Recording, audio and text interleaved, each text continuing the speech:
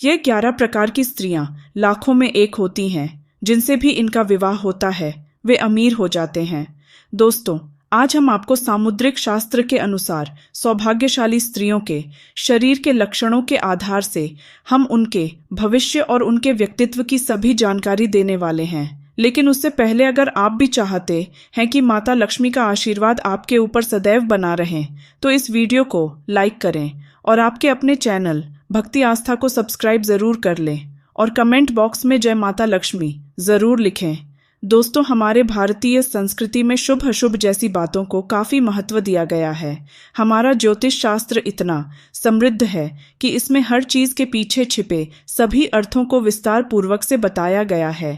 हमारे आसपास जितनी भी बातें घटित होती हैं, उनका संबंध सीधा हमारे निकट भविष्य से अवश्य जुड़ा हुआ होता है। हमारे शरीर पर के कुछ ऐसे चिन्हों में या तिलों में या हमारे शरीर की बनावट में भी कुछ न कुछ अर्थ छिपा हुआ होता।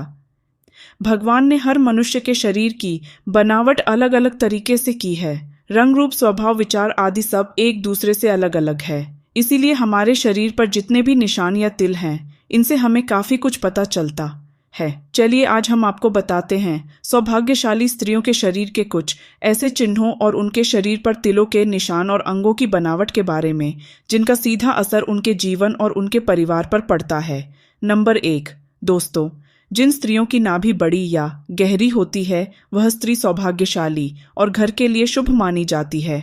और जिस स्त्री की नाभि बड़ी होती है और गहरी और बाईं ओर मुड़ी होती है, तो ऐसी स्त्रियां धन सुख और संतान सुख से संपन्न होती हैं और सुख समृद्धि उनके पैर चूमती है और इनके पूजा पाठ से माँ लक्ष्मी बहुत जल्दी प्रसन्न होती हैं और इनके परिवार के सभी सदस्यों पर अपनी विशेष कृपा बनाए रखती हैं।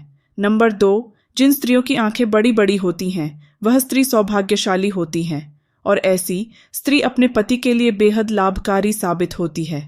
इनके कारण ही पति को मकान और वाहन आदि का सुख बेहतर ढंग से प्राप्त होता है।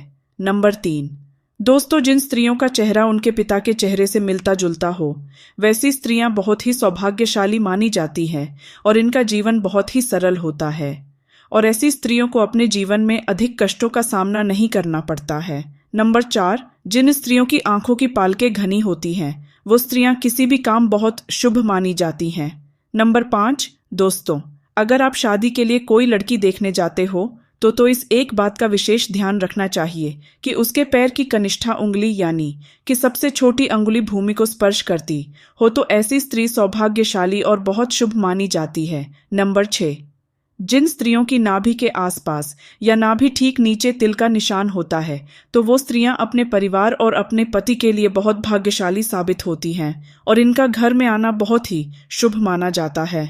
नंबर 7, दोस्तों, सबसे महत्वपूर्ण बात, जिन स्त्रियों के पैरों में कमल या चक्र का निशान होता है वह स्त्रियां बहुत भाग्यशाली मानी जाती हैं। ऐसी स्त्रियां अपने जीवन में बहुत तरक्की करती हैं। नंबर 8, दोस्तों, जिन स्त्रियों के दांत लंबे होते हैं, ऐसी स्त्रियां को कभी भी धन से जुड़ी समस्याओं का सामना कभी नहीं करना पड़ता है। नंबर 9, जिन स्त्रियों की आंखों की पुतली भूरे कलर की होती है वह बहुत सौभाग्यशाली होती है। वह अपने जीवन में बहुत सुख प्राप्त करती हैं और उनके जीवन में कभी धन के प्रति कभी परेशानी नहीं उठानी पड़ती है। नंबर 10, जिन स्त्रियों के केश लंबे होते हैं, ऐसी स्त्रियों को भी बहुत सौभाग्यशाली मानी जाती है। ऐसी स्त्रियों को अपने पूरे जीवन में हर प्रकार के सुख और आनंद मिलता रहता है।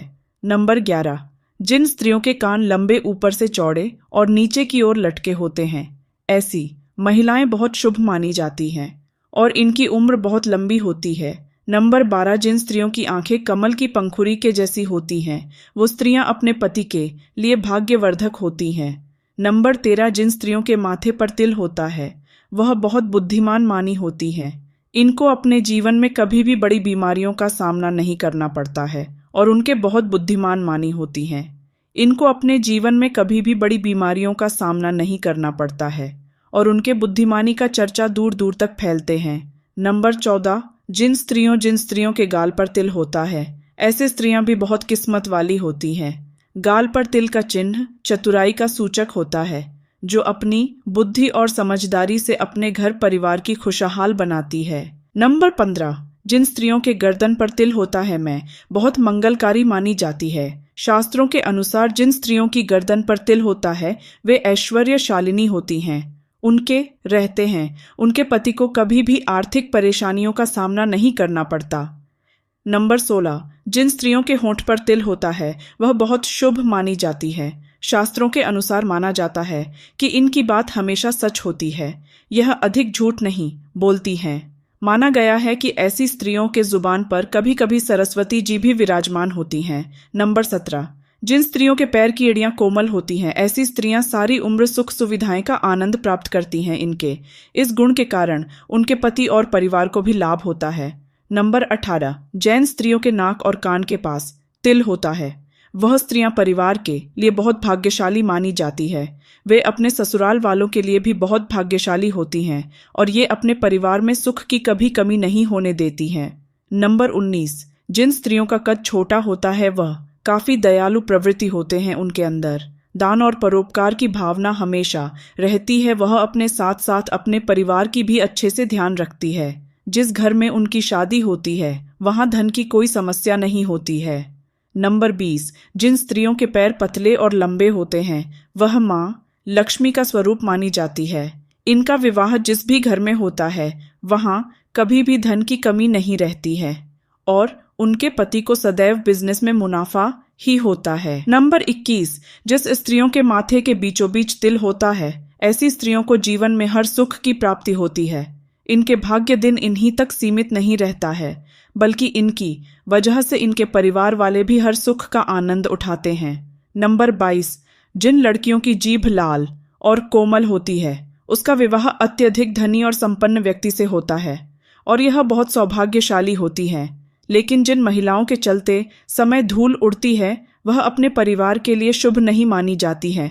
अगर जो आप भी ऐसा करती हैं तो आज से ही करना बंद कर दें। तो दोस्तों, आज की हमारी वीडियो आपको कैसी लगी कमेंट करके ज़रूर बताएं और अगर हमारी वीडियो आपको पसंद आई हो तो इस वीडियो को एक लाइक करें और कमेंट बॉक्स में जय माता लक्ष्मी ज़रूर लिखें और आपके अपने चैनल भक्ति आस्था को सब्सक्राइब ज़रूर कर लें।